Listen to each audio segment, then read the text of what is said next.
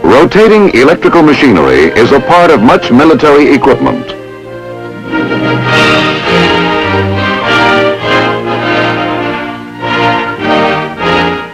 Whether it is a simple blower or a complicated electronic device in a missile, they all depend on the proper functioning of rotating electrical equipment. Two types of motors and generators are commonly in use: alternating current or AC and direct current or DC motors and generators. This film will show the principles governing the operation of DC motors and generators. Basic to the understanding of DC motors and generators is the simple generation of an electromotive force, an EMF. Mechanical energy, the moving of a wire or conductor across a magnetic field by hand in this instance, produces electrical energy.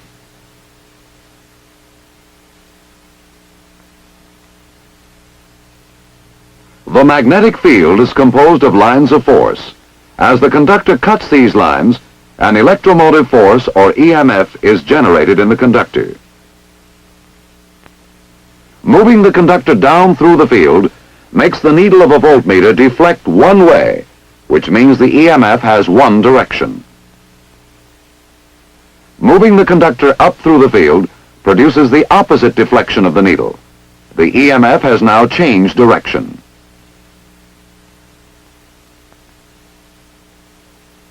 Moving the conductor back and forth with the field does not make the needle of the voltmeter deflect. There is no EMF because the conductor is not cutting the field.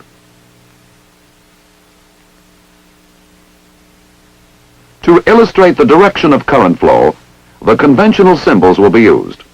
Current flowing in a conductor away from us is represented by a cross, toward us by a dot. However, moving a conductor in and out of the field in this straight reciprocal fashion is awkward and impractical.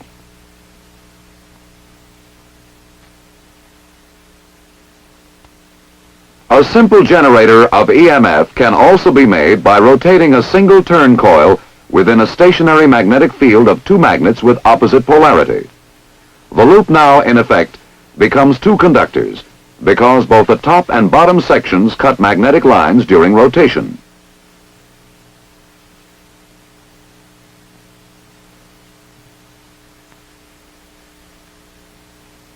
Since they cut lines of force of opposite directions as they rotate, EMFs of opposite polarity will be generated in the conductors. In order to have current flow in this circuit, polarities of the two conductors must be opposite. The amount of EMF generated at any instant is determined by three factors: the strength of the magnetic field, that is, the number of lines of force, the length of the conductor cutting the lines of force, and the velocity with which the conductor is turning. We can determine the amount of instantaneous EMF by a simple formula.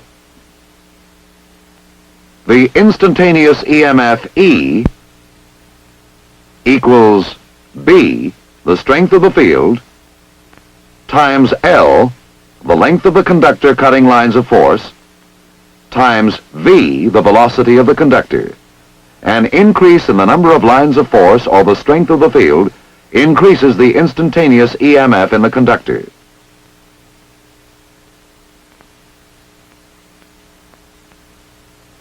Increases in the length of the conductor cutting lines also increases the EMF.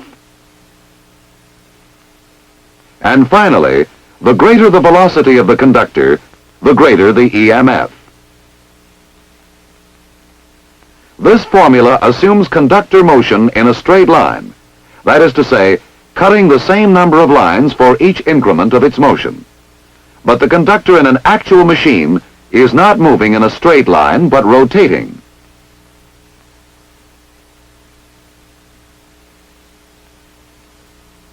When the conductor moves in a rotary path, the number of lines cut varies depending on the position of the conductor. At the top of the field, for instance, no lines are being cut and no EMF is generated. As the conductor keeps turning, the number of lines cut increases, so that at a quarter turn or 90 degrees, the maximum number is being cut and maximum EMF is generated.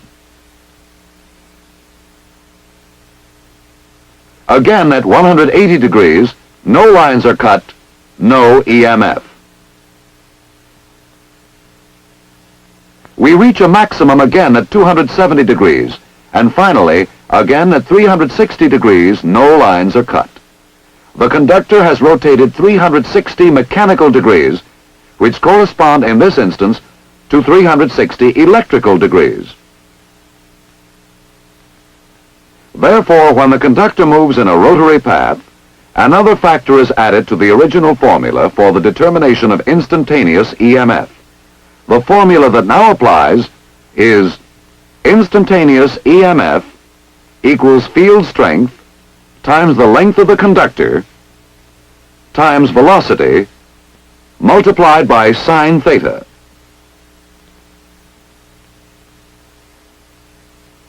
Theta is the angle formed by the flux line and the motion of the conductor.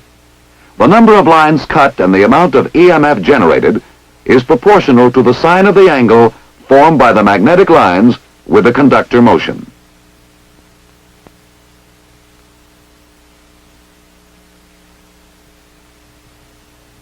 A graph of EMF versus conductor position during one revolution will be a sine wave representing alternating current, or AC. All rotary generators produce AC internally.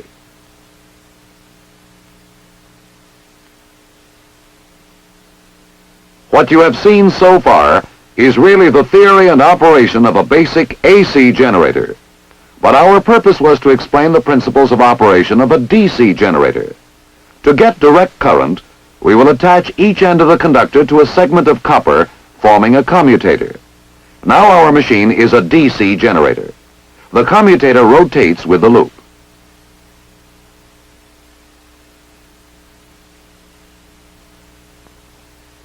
Stationary contacts, carbon brushes, ride on the commutator segments. They provide a means of connecting a meter or any other load to the generator.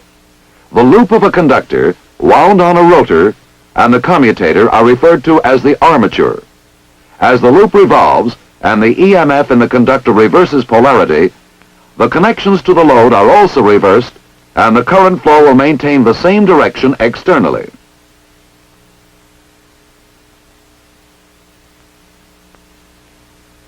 Represented graphically, the output amplitude still varies. The DC is in the form of pulses. It is a pulsating direct current, or PDC.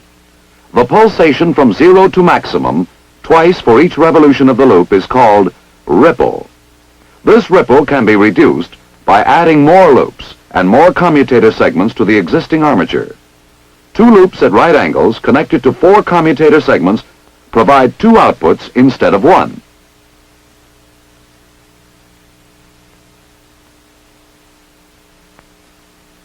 These outputs are 90 degrees displaced or apart, which combine to smooth the DC output.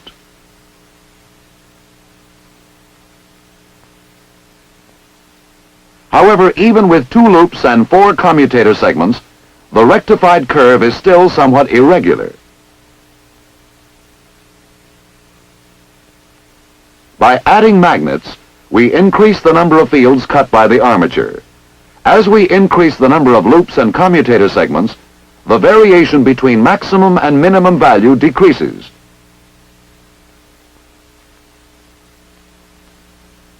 This, in effect, tends to flatten the DC output.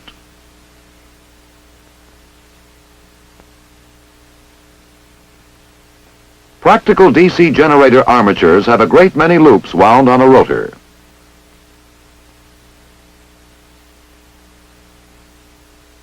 The field is composed of many electromagnets. Together, these factors tend to create an almost pure DC output.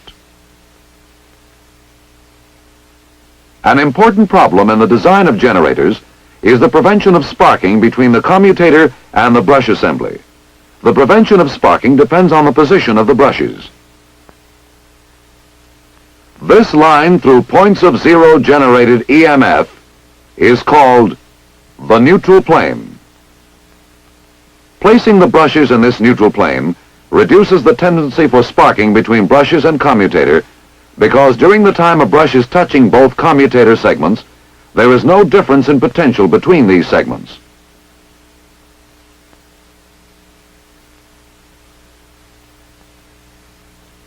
Theoretically, no sparking should occur at the commutator brushes when they are placed in this position.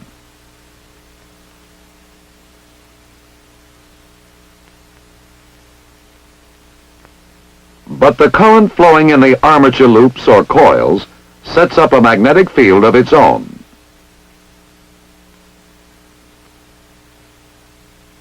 This magnetic field interacts with the main magnetic field and distorts it. The distortion causes a shift in the neutral plane and sparking at the brushes. The effect is called armature reaction.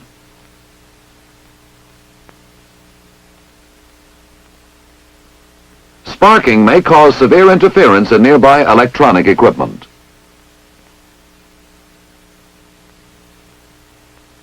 There are two ways of maintaining the neutral plane in its correct position and thus avoiding sparking. It may be done by the adjustment of the brush position.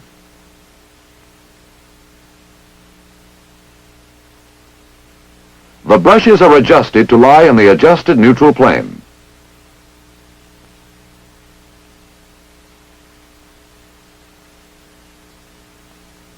The other way of maintaining the neutral plane is by adding interpoles to the generator field. These interpoles are small magnets placed between the poles of the main field magnets. The interpole fields oppose the fields created by armature reaction. The neutral plane is moved back toward the correct position.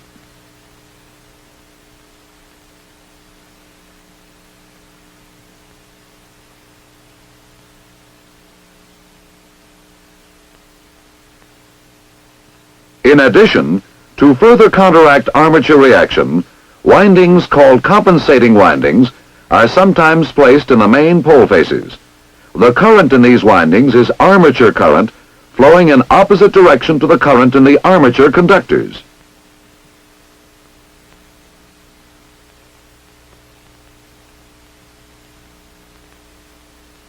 Magnetic fields in DC generators may be produced by electromagnets or permanent magnets. Permanent magnets are used in relatively small devices like a field telephone ringing generator. In larger generators, the field is created by electromagnets.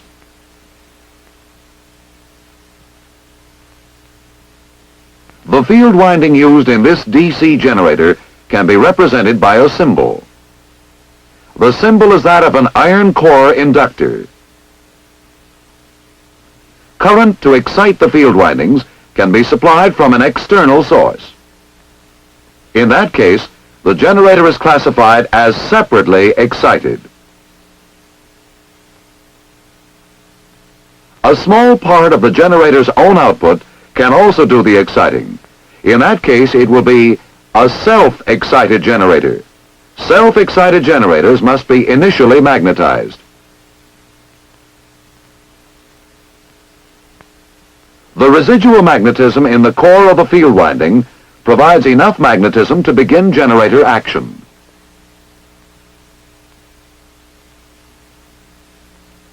The field coil winding may be connected in several ways. This is a series wound generator, which means the field coil is in series with the armature. Because of this series arrangement, it has poor voltage regulation.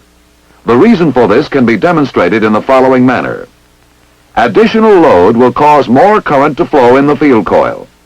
Increase in field strength increases voltage. Increase in voltage causes more current to flow. This continuing action stops only when the core is saturated.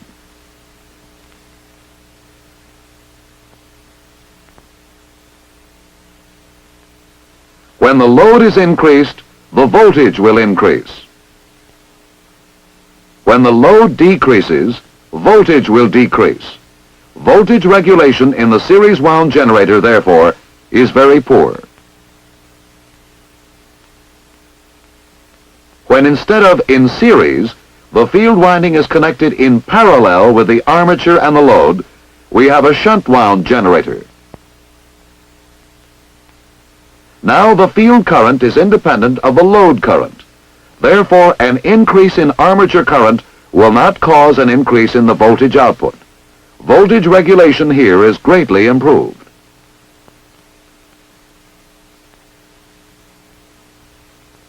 In shunt wound generators, therefore, changing load causes relatively small change in voltage output. By changing the armature winding, a compound wound generator results, which combines the best features of both types, the series and the shunt wound generator. When windings are arranged so that magnetic fields oppose each other, it becomes in effect a series generator.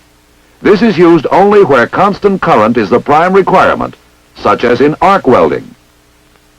By changing the magnetic polarity of one of the fields, the field windings aid one another. As a result, this compound wound generator has good voltage and fair current regulation.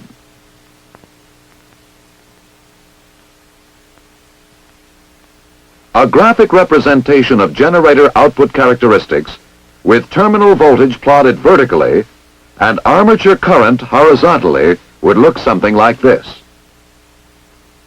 As we have seen, in the output of the series wound generator, voltage regulation is very poor. In parallel or shunt wound generators, the voltage regulation is fairly good, but current regulation is poor. Compound wound generators offer a flat compounded output that is normally most desirable. It combines the good features of both the shunt and series wound generators and provides stable voltage output under changing loads.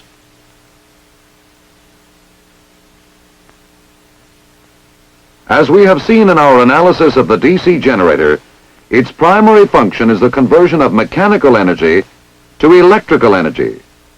If we now reverse the procedure and connect an electrical power source to the generator, we have a DC motor instead of a DC generator.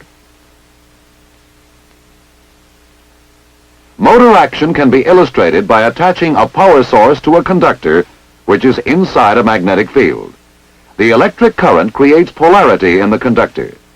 The south pole of the magnet attracts the north pole of the conductor and repels the south pole.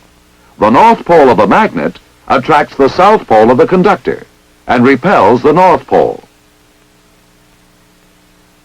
This creates movement depending on the direction of the steady magnetic field.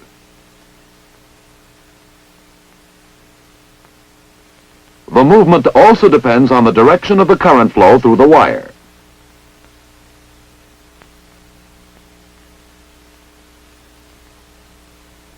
By changing the polarity of the battery, the conductor now moves in the opposite direction.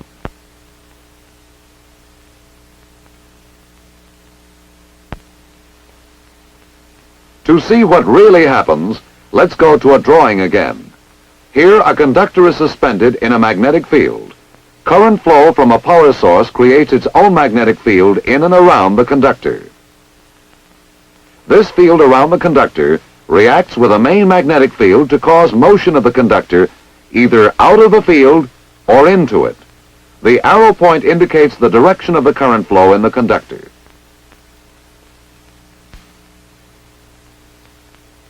In this case, the flow is toward us.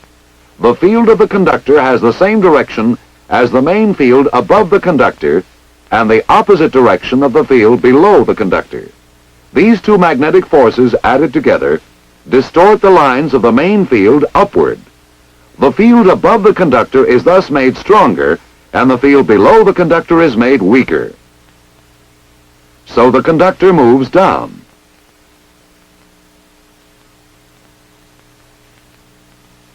Conversely, when current flows in the opposite direction, that is to say, away from us, the field of the conductor opposes the main field above the conductor.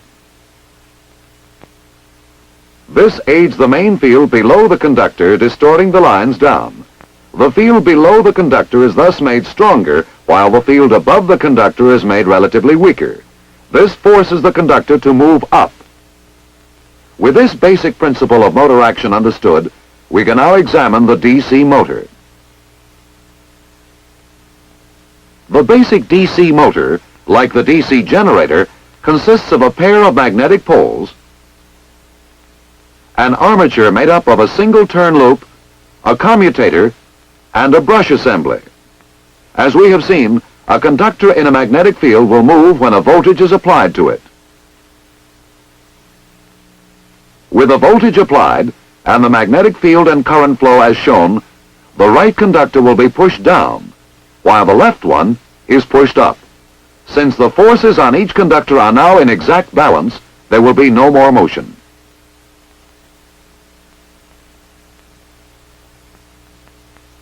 Adding another loop and two commutator segments ensures that at no time will balancing forces cancel each other out.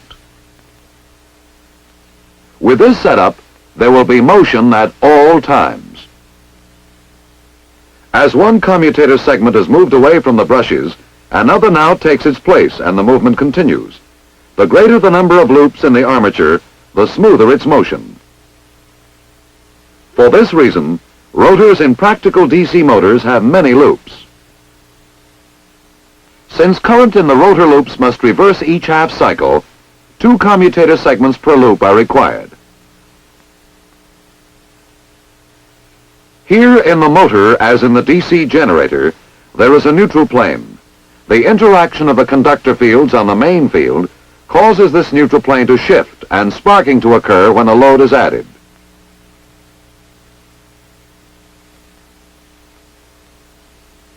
Sparking in DC motors also produces burned commutators and interference in nearby electronic equipment. This sparking can be prevented in one of two ways. One is by the adjustment of the brush position. The brushes are moved until they lie in the adjusted neutral plane. In the motor, as in the generator, small interpoles between the poles of the main magnets are also used to eliminate the shift of the neutral plane. These interpole fields tend to oppose the fields created by armature reaction. The neutral plane is moved back toward its correct position. Also aiding are compensating windings, which carry armature current in the opposite direction to the current in the armature conductors. The neutral plane is thus maintained in its proper position.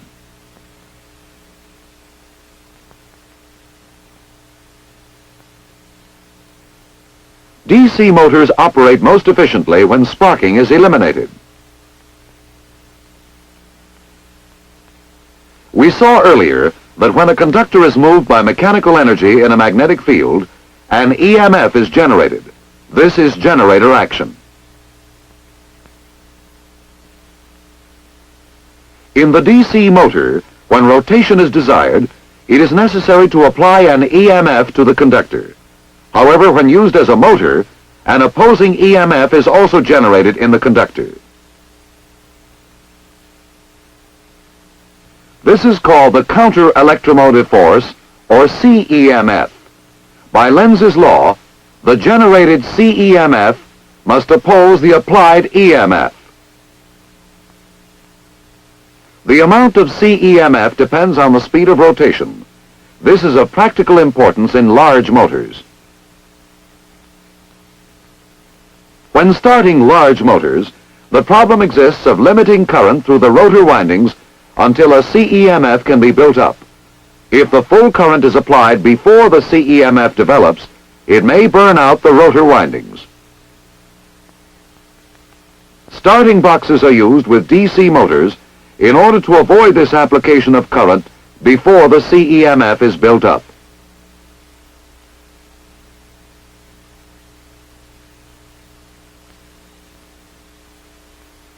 Here is a basic shunt motor with its starting box. In the starting position, the circuit to the rotor windings is closed through a series of large resistance coils. As the lever of the switch is moved, rotor speed and CEMF build up gradually, and the resistance coils are subsequently cut out until running speed has been reached. The lever is held in the fully open position by an electromagnet. If for any reason the power should fail or the field coil open, the electromagnet becomes de-energized and the lever is returned to the starting position by spring action.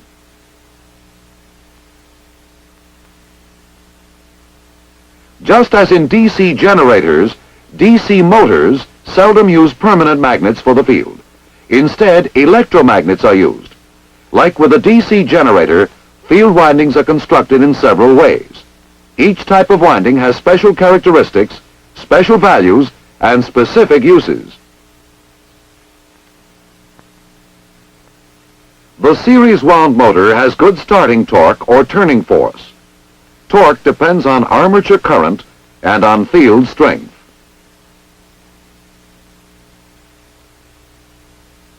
Since field strength is proportional to current, the high starting current before CEMF is developed affects torque as the square of the current.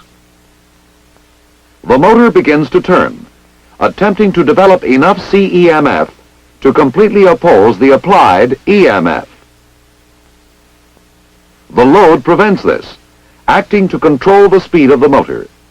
But if the load is suddenly removed, like in the case of a broken belt, the motor will build up speed trying to develop more CEMF until it destroys itself.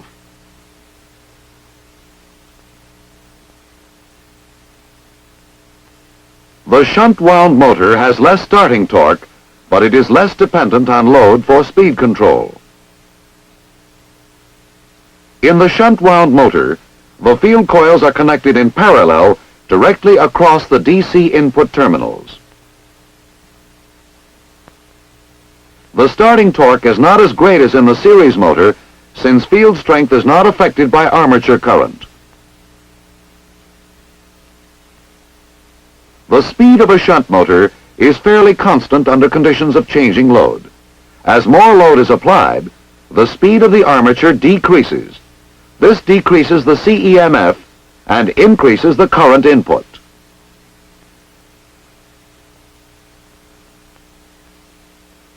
The increase in current input boosts the coupling between the field and armature and increases the torque, causing the motor to resume approximate running speed. A sudden reduction in load will not damage the motor because the field current is independent of rotor current in the shunt wound motor. The desirable characteristics of both the series and shunt wound motors can be achieved in the compound wound motor. In order to obtain good starting torque, the series field is used. When running speed has been attained, a centrifugal switch cuts out the series field and cuts in the shunt field. It is now a shunt motor and the speed regulation is good.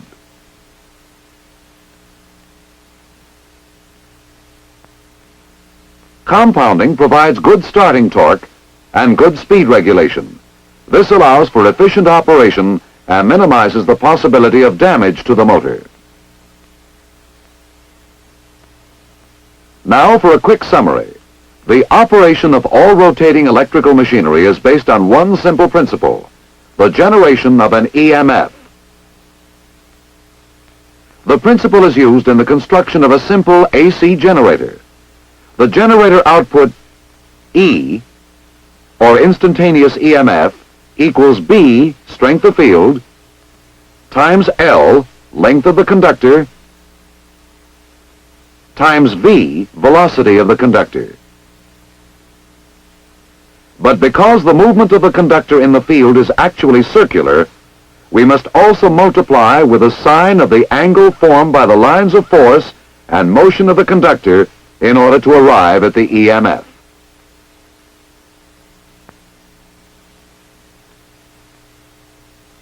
All generators are basically alternating current generators and produce AC internally.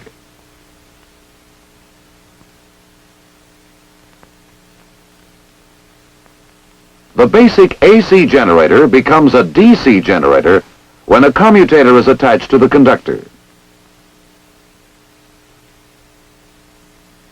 Each commutator segment rotates with its respective conductor, producing a direct current.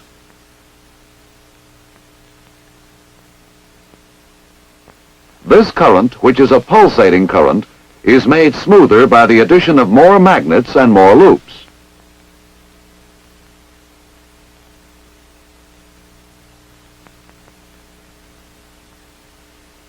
Sparking in a generator is sometimes caused by a shift in the neutral plane. This can be corrected by adjusting the brush position.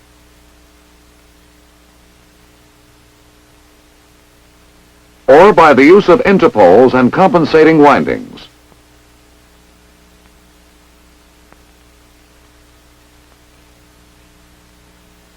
Current for field windings may be supplied from an outside source, in which case the generator will be separately excited. Or the current may be a part of the generator's own output, in which event it is called self-excited.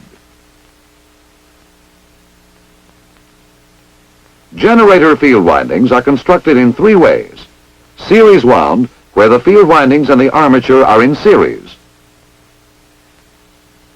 Shunt wound, in which the field winding is in parallel with the armature and the load. And compound wound, in which the best features of both the shunt and series wound generators are combined. Voltage regulation in the series wound generator is poor. In the shunt wound generator, voltage regulation is fairly good, but current regulation is poor. Compound wound generators provide stable voltage under changing loads. This output is normally most desirable.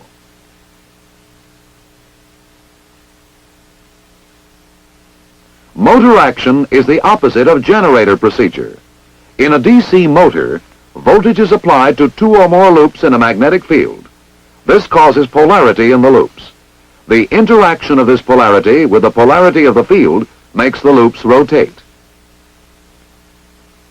This is the basic DC motor. When the conductor of the motor is rotated by an applied EMF, it also generates a counter-electromotive force. According to Lenz's law, this generated CEMF must oppose the applied EMF.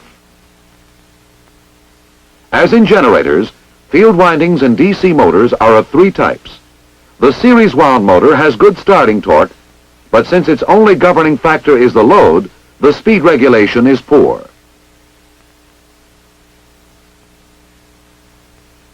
If the load is disengaged suddenly, the motor will race to destruction. In shunt wound motors, with the field coils connected in parallel across the DC input terminals, the starting torque is not too good, but since the field current is independent of the rotor current, the speed regulation is quite good.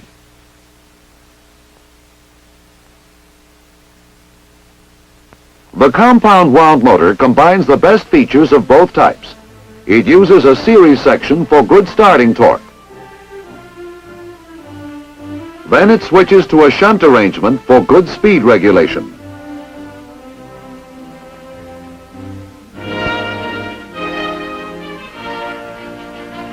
DC electrical motors and generators are at the heart of much military equipment. A proper understanding of them is therefore important.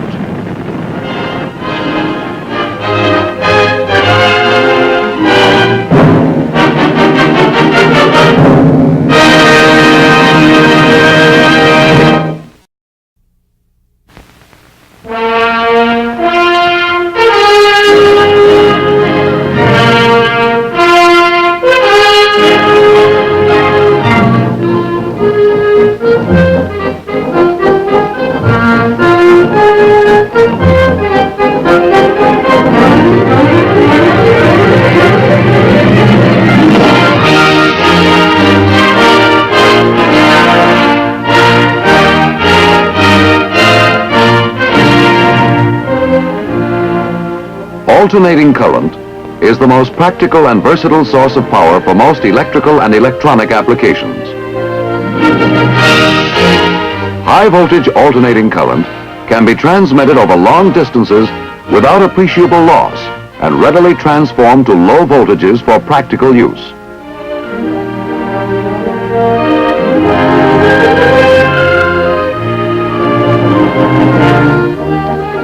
AC can also be radiated from an antenna. This capability is responsible for the development of radio communication. All generators produce AC internally. In this basic AC generator, the arms of the loop cut lines of force in opposite directions, causing electromotive force of opposite polarity to be generated in the conductor. To maintain the AC character of the output in this generator, we use slip rings instead of the commutator segments used in the DC generator. This use of slip rings is the only structural difference between AC and DC generators. One complete revolution of the armature will produce one cycle of alternating voltage. If the armature rotates once each second, the frequency of the alternating electromotive force or voltage is 1 cycle per second. 10 mechanical revolutions of the armature per second produce a frequency of 10 cycles per second. Frequency, or the number of cycles per period of time, is directly related to the rotating speed. In this example, the two-pole machine used has one magnetic field. As the armature makes one revolution, one magnetic field is traversed. Adding another pair of poles adds another magnetic field. Now there are two magnetic fields. The armature moves through one field in half a revolution. In one complete revolution of 360 mechanical degrees, the armature passes through two fields equal to 720 electrical degrees, and 2 cycles of AC are generated. Frequency can be changed in the AC generator by the introduction of additional magnetic fields. The relationship between mechanical and electrical degrees depends on the number of poles in the generator field. In a 4-pole field, we saw that 360 mechanical degrees equals 720 electrical degrees, a ratio of 1 to 2. In a 6-pole field, the ratio is 1 to 3, and so forth. The formula for frequency in an AC generator can be expressed as follows. F, which is frequency in cycles per second, equals P, the number of poles, times N, revolutions per minute, over 120. We can find the frequency of a 4-pole AC generator whose speed of rotation is 600 revolutions per minute by substituting 4 for the number of poles, P, and 600, the RPM, for N. Here the frequency is 20 cycles per second. The output of the AC generator may be increased by the addition of loops to the armature. Changing the construction of the armature in this way provides additional outputs. The resultant output here is the algebraic sum of the individual waves. The armature of the practical AC generator is wound with many turns of wire.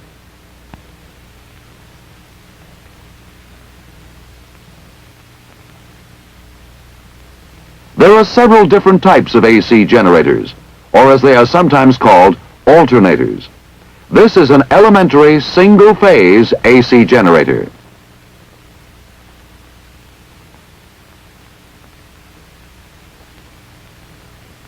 The armature of the single-phase AC generator is wound with many turns of wire.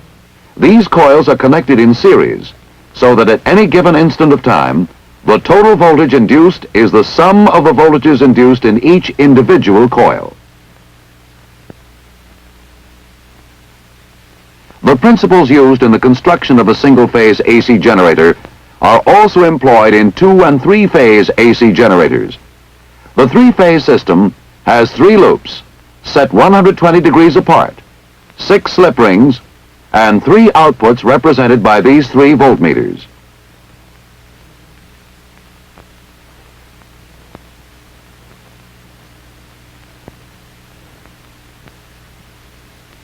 The output, as shown here, will consist of 3 individual AC voltages, identical in amplitude and 120 electrical degrees out of phase.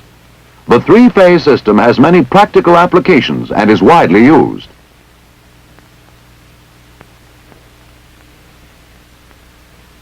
Alternating current generators using electromagnetic fields, however, cannot be self-excited. DC is needed to excite the field. In practice, a small DC generator set in tandem with the main machine in one housing does this.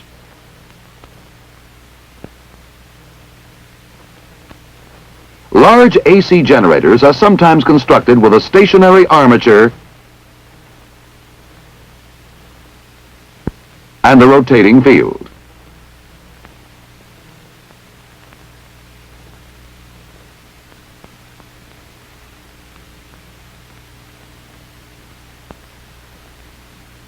Here, the coils of the armature are set around the circumference of the yoke.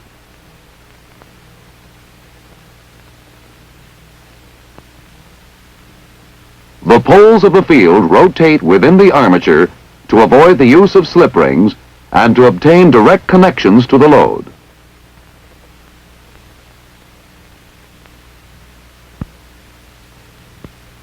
Brushes and slip rings are used, however, to connect the AC generator to the outside low-voltage DC source needed to excite the field. Sparking brushes at low voltage does not represent a serious problem. Because AC has proven itself a versatile and practical type of power, many kinds of AC machinery are in use. To operate as a motor, an EMF must be generated in the conductor.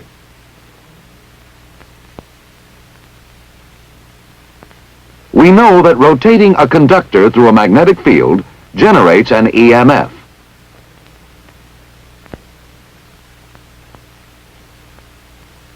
The same effect can be accomplished by holding the conductor stationary and rotating the field instead. Lines of force are still being cut, and so an EMF is generated.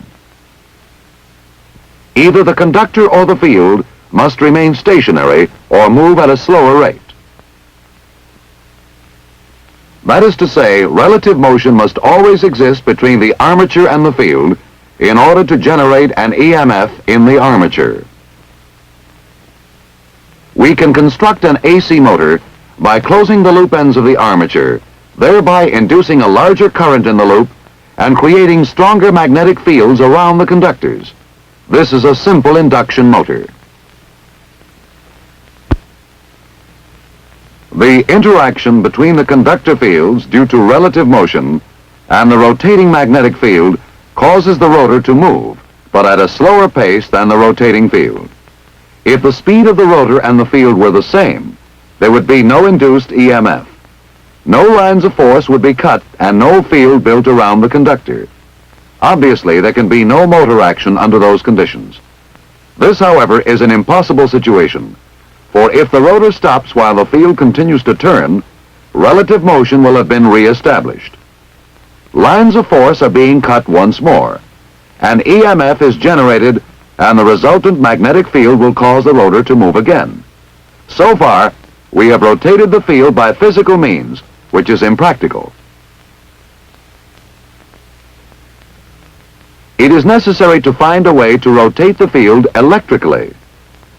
We saw earlier how 3 voltages 120 degrees out of phase were generated. This voltage can be used to rotate the field electrically.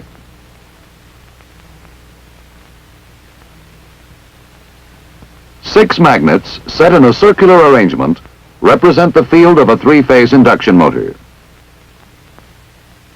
These 3 pairs of conductors, 1 pair for each AC phase, supply the field. Because of the time difference in the 3 phases, the poles will be energized in successive order, thus rotating the field electrically. Since the rotating field is cutting the rotor, it will rotate in the same direction as the rotating field, but at a slightly slower speed.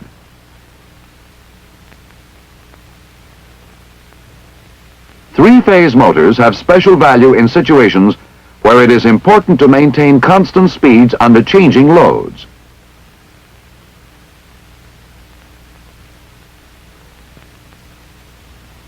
Another type of AC motor is the 2-phase induction motor, used especially where it is necessary to change direction of rotation quickly, such as in a radar antenna. The current used in this motor is 2-phase AC. That is to say, two separate AC voltages 90 degrees out of phase. Just as in three-phase motors, the phase difference is used here to energize the field poles progressively, thus causing electrical rotation of the magnetic field. As in all induction motors, electrical rotation of the magnetic field is a primary objective.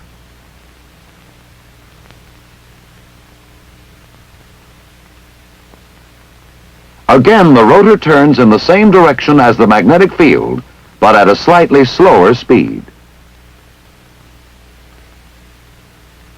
The two-phase motor in this installation is called on to change its direction rapidly.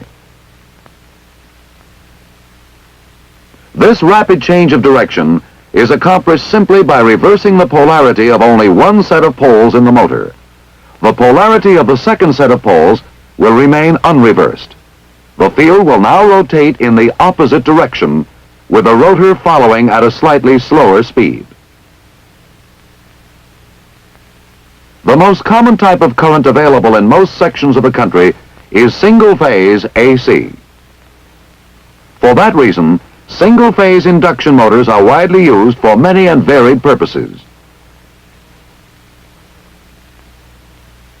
In the single-phase induction motor pictured here, the single AC output energizes both sets of poles simultaneously.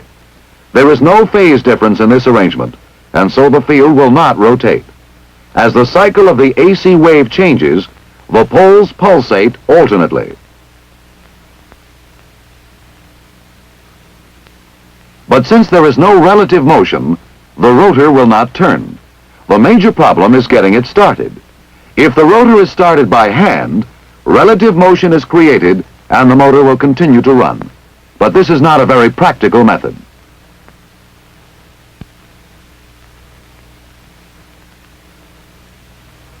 There are several ways to start a single-phase induction motor. One method is the use of shaded poles in the field. A shaded pole is attained by placing a copper ring in a slot over half the pole. The copper ring on the shaded half of the pole increases the inductance of that half. That causes the magnetic field of the shaded half of the pole face to lag behind that of the unshaded portion, creating a rotational effect.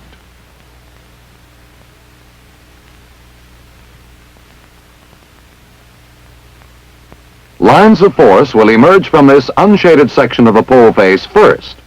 The inductance caused by the ring makes the shaded portion of the pole lag behind. This alternating pulsating action creates a phase difference within the pole. Let us see now how the use of shaded poles actually produce a torque or turning force in a single-phase induction motor. The single-phase AC energizes the unshaded portions of the poles first and creates magnetic fields in these areas. The phase difference caused by the higher inductance of the shaded sections is responsible for the lag in the development of magnetic fields in them. As the current cycle changes, the same action will take place in all the poles. Relative motion, the basic requirement of an induction motor, has been satisfied. The rotor turns. Because of the relatively small phase difference developed by this method, shaded pole motors start slowly and are not used where a great deal of starting torque is required. There is another way to start the single-phase induction motor. In addition to the main poles, starting poles with separate windings are used. Phase difference is created by using high resistance wires for the starting poles and low resistance wires for the main poles. To understand the operation of the starter winding, it is necessary to bear in mind something of the character of the AC power supply. In any pure inductance, current lags behind voltage by 90 degrees. But since the heavy winding is not a pure inductance, but a large inductance, the current will lag the voltage in this winding by less than 90 degrees, say 80 degrees. The greater resistance of the starter winding, because of its smaller diameter, causes the current to lag the voltage by much less than 90 degrees, say 30 degrees.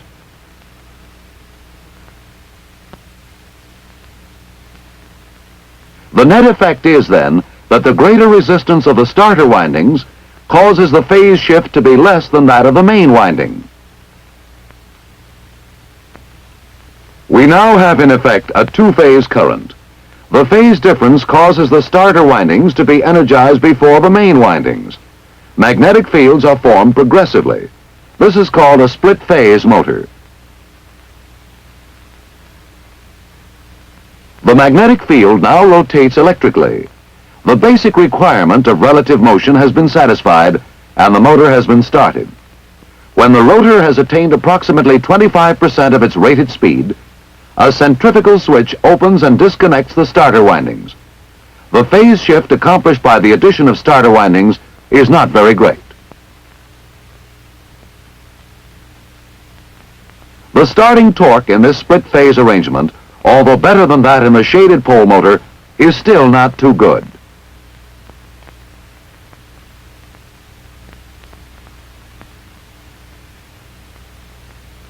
A third method for starting single-phase induction motors is the use of starter windings with high-capacity electrolytic capacitors.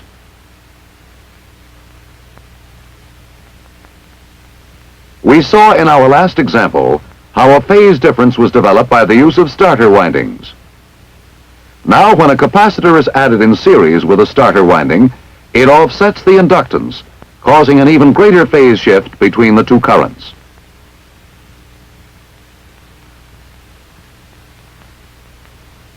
This is a capacitor start motor with a centrifugal switch. When the motor has attained 25% of its running speed, the centrifugal switch disconnects the starter windings. The centrifugal switch is mounted on the rotor shaft and is the type used on most split-phase motors.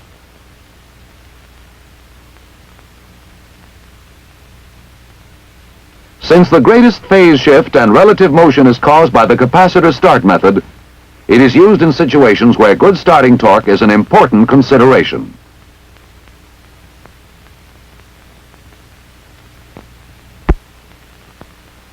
Among the principal types of AC motors in use, the synchronous motor is used in situations where constant running speed is the governing factor.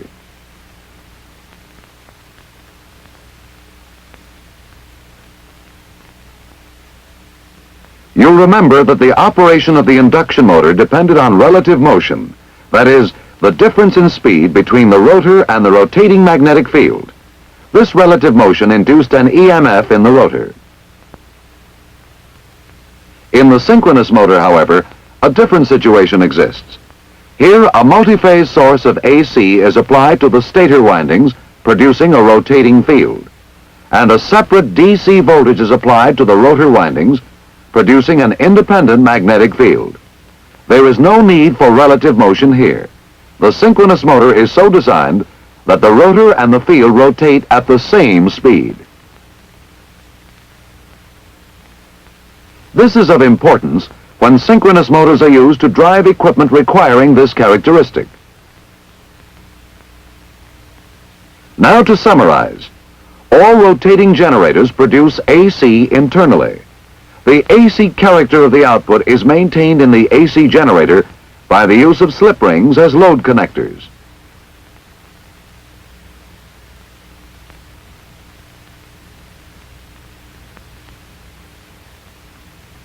The frequency of the AC generator can be changed by introducing additional magnetic fields.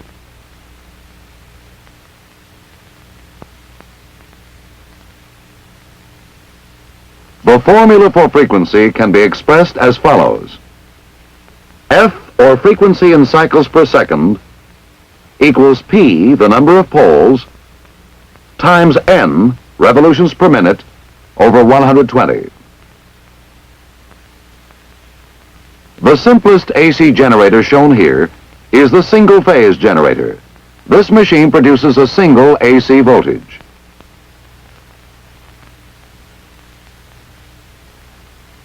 In the two-phase generator, we find two loops 90 degrees apart, and in the three-phase generator, three loops 120 degrees apart.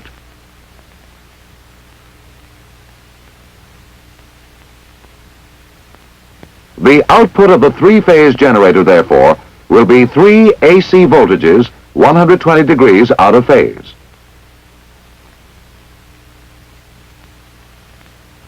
The field of an AC generator is always excited by a DC voltage, in this case by a small DC generator in tandem. When it comes to AC motors, the most commonly used is the induction motor, whose basic operating principle is the electrical rotation of the magnetic field. Relative motion must be maintained. That is, the rotor must move at a slower pace than the rotating field. The three-phase induction motor is very efficient and widely used. The single-phase induction motor differs from the polyphase motors in that it is not self-starting. Since there is no phase difference in the single-phase current, the field pulsates instead of rotating.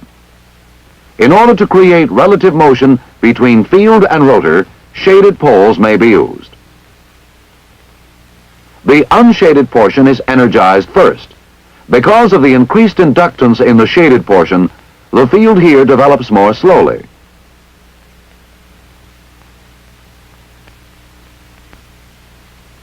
Another method is the use of starter poles with high resistance windings. The high resistance in the starter winding causes the current to be out of phase with the current in the low resistance winding of the main pole. Magnetic fields are formed progressively and relative motion is begun. In the third method, a capacitor is placed in series with the starter winding. This causes a greater phase shift between the two windings. We now have two-phase operation on single-phase voltage. In synchronous motors, there is no need for relative motion. The EMF needed for the rotor is supplied from an outside DC source. Here, the rotor and the revolving field rotate at the same speed. AC rotating electrical equipment is the most practical for a multitude of uses. Knowledge of the principles of alternating current is essential to intelligent operation of such equipment.